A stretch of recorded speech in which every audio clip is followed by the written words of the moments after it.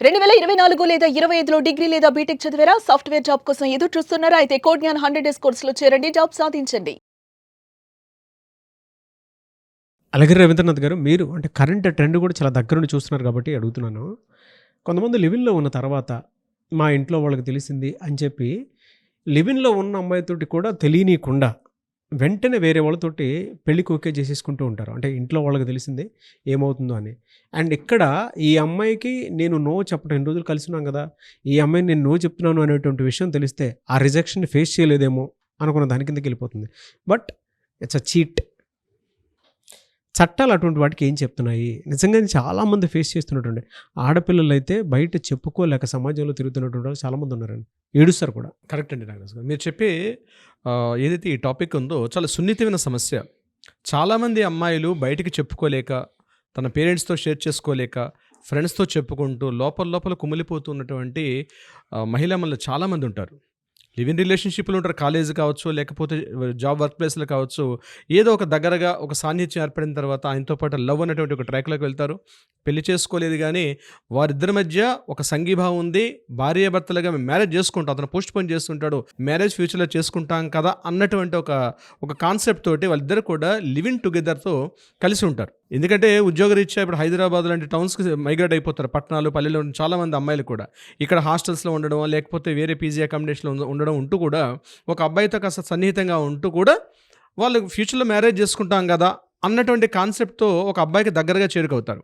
Friend సర్కిల్‌లో కానీ, చుట్టుపక్కల అన్ని అందరికి కూడా వీళ్ళు పెళ్లి చేసుకుంటారు, భార్యాభర్తలే అన్నటువంటి ఒక కాన్సెప్ట్లో కూడా వీళ్ళు చాలామంది అవుతారు. కానీ హాల్ ఆఫ్ సడన్‌గా ఇతను ఏం చేస్తాడంటే, వన్ ఫైన్ డే ఈ అమ్మాయి కాస్త అవాయిడ్ చేసుకుంటూ, ఇంట్లో మా పెద్దలు వేరే అమ్మాయిని చూశారని చెప్పి ఇతను ఆ అమ్మాయిని మీరు అన్నట్టుగా చీటింగ్ చేసి, ఫ్రాడ్ చేసి, మా పేరెంట్స్కి మన మ్యారేజ్ ఇష్టం లేదని చెప్పి వేరే అమ్మాయిని మ్యారేజ్ చేసుకొని వెళ్ళిపోతారు. అటువంటి సందర్భంలో ఈ అమ్మాయి ఎవరికి చెప్పుకోలేక తనలే తమను కుమిలిపోతూ, అరే చట్ట ప్రకారంగా నాకు ఏమైనా లీగల్ రెమెడీస్ ఉన్నాయా, ఎందుకంటే నేను పెళ్లి చేసుకోలేదు కాబట్టి నాకు ఎటువంటి చట్టపరంగా రక్షణ లేదని చెప్పి చాలామంది బాధపడుతుంటారు. నేను ఒకటే ఈ వీడియో ద్వారా సూటిగా చెప్పగలుగుతున్నాను ఏంటంటే, గుర్తుపెట్టుకోండి, ఇలాంటి బాధలు పడుతున్న వాళ్ళు, అంటే బయటికి చెప్పుకోలేక ఒక 1-2 ఇయర్స్ పాటు లివ్ ఇన్ రిలేషన్షిప్లో ఉంటూ కూడా హాల్ ఆఫ్ సడన్‌గా అతను హ్యాండ్ ఇచ్చేసి అతను అబ్స్కాండ్ అయిపోతాడు. అక్కడి నుంచి అబ్స్కాండ్ అనే పదం కూడా కాకపోవచ్చు, తెలుసు నేను వేరే అమ్మాయిని మ్యారేజ్ చేసుకుని చెప్పి వెళ్ళిపోతాడు. మరి ఆ అమ్మాయి కుమిలిపోతూ బాధపడుతూ ఉండిపోవడమేనా? ఈ 80s సినిమాలోనో 70s ఉన్నట్టు ఇప్పుడు కూడా అలానే జరగాలా? కాదండి. చట్ట ప్రకారంగా కూడా అతనిపై మీరు చర్యలు తీసుకునే అవకాశం ఉంది. 100% అతనిపై మనం చర్యలు తీసుకోవచ్చు. ఏ రకమైన చర్యలు అంటే, గుర్తుపెట్టుకోండి, లివ్ ఇన్ రిలేషన్షిప్ అన్నది ఈరోజు మన భారతదేశంలో అధికారికంగా చట్టం లేకపోయినప్పటికీ కూడా కొన్ని రాష్ట్రాలు అమల్లో ఉంది. హిమాచల్ ప్రదేశాల్లో ఇప్పటికి కూడా హిమాచల్ ప్రదేశ్ లాంటి రాష్ట్రాలు చేశారు. కానీ చట్టం లేనప్పటికీ కూడా అందులో ఉన్నటువంటి వ్యక్తులకి రక్షణ కల్పించడం జరుగుతుంది. ఒకటి గుర్తుపెట్టుకోండి, ఫస్ట్ మీకు డొమెస్టిక్ వైలెన్స్ మీకు కూడా అప్లికబుల్ అవుతుంది. చాలామంది డీవీసీ యాక్ట్, గృహహింస అన్నది కేవలం మ్యారేజ్ చేసుకున్నటువంటి అమ్మాయిలకు మాత్రమే వర్తిస్తుంది అనుకోవడం తప్పు. డొమెస్టిక్ వైలెన్స్ అన్నది లివ్ ఇన్ రిలేషన్షిప్లో ఉన్నటువంటి వ్యక్తులకు కూడా గృహహింస అన్నది తప్పనిసరిగా అప్లికబుల్ అవుతుంది. డీవీసీ యాక్ట్ అంటాం మనం దీనిలో. ఈ చట్టం ప్రకారం అతనిపై మీరు గృహహింస అంటే శారీరకంగా, మానసికంగా, ఆర్థిక పరంగా, సామాజికంగా మిమ్మల్ని హింసిస్తే, మీరు ఇప్పుడు ఈ సంఘటన ఎవిడెన్స్ ఎలా కలెక్ట్ చేయాలి సార్ మరి? చెప్తాను నాగరాజు గారు. ఎవిడెన్సెస్ కూడా ఎలా కలెక్ట్ చేసుకోవాలి? సామాజికంగా కలిసి ఉన్నటువంటి ఫొటోస్, కలిసి ఉన్నటువంటి వీడియో ఇమేజెస్, చుట్టుపక్కల ఉన్నటువంటి ఫ్రెండ్స్తో ఉన్నటువంటి సాన్నిధ్యంతో ఉన్నటువంటి ఫ్రెండ్స్ ఇచ్చిన ఎవిడెన్సెస్, ఇవన్నీ కూడా ఒక ఎవిడెన్స్, ఒక డాక్యుమెంటరీ ఎవిడెన్స్ మనం కలెక్ట్ చేసుకొని కోర్టు ముందు ప్రూవ్ చేయగలిగితే డొమెస్టిక్ వైలెన్స్ అనేది ఇక్కడ కూడా అప్లై అవుతుంది. లివ్ ఇన్ రిలేషన్షిప్ ఉన్న వ్యక్తులకు కూడా పెళ్లి చేసుకున్నటువంటి వైఫ్కి ఎన్ని రకాల హక్కులు ఉంటాయో, లివ్ ఇన్ రిలేషన్షిప్లో ఉన్నటువంటి అమ్మాయికి కూడా అన్ని హక్కులు ఉన్నాయి. గుర్తుపెట్టుకోవాలి. గృహహింస ప్రకారం మీరు అతనిపై ఇప్పుడు నేను చెప్పినటువంటి ఏవైతే ఆధారాలు సేకరించడం, ఆ వాట్సాప్ ఆడియోస్ కానీ, వీడియోస్ కానీ, అదేవిధంగా కలిసి ఉన్నటువంటి హోటల్స్లో కానీ, లేకపోతే ఎక్కడెక్కడైతే కలిసి వెళ్ళారో ఆ ఇమేజెస్ని కలెక్ట్ చేసి పెట్టుకోవడం. అంతేకాకుండా చుట్టుపక్కల ఫ్రెండ్స్ అందరూ కూడా భార్యాభర్తలుగా చాలామంది అయ్యారు కాబట్టి, మీకు కాస్త సాన్నిహితంగా మీకు సపోర్ట్ చేస్తున్నటువంటి ఫ్రెండ్స్ ఎవరైనా వస్తే వాళ్ళ యొక్క ఎవిడెన్సెస్, వాళ్ళ నుంచి కూడా విట్నెస్ని తీసుకొని మీరు ఒక మంచి అడ్వకేట్ని సంప్రదించగలిగితే అవి కూడా మీకు ఎవిడెన్స్ ప్రూఫ్గా పనిచేస్తాయి. ఒకటోది. నెంబర్ 2, మరొకటి ఏంటంటే అతని పైన మీరు చీటింగ్ కేసు పెట్టే అవకాశం కూడా ఉంటుంది. పెళ్లి చేసుకుంటాను అని చెప్పి మోసగించి మిమ్మల్ని పెళ్లి చేసుకోకుండా వెళ్ళిపోయాడు కాబట్టి చీటింగ్ 420 కేసు పెట్టే అవకాశం కూడా ఉంటుంది.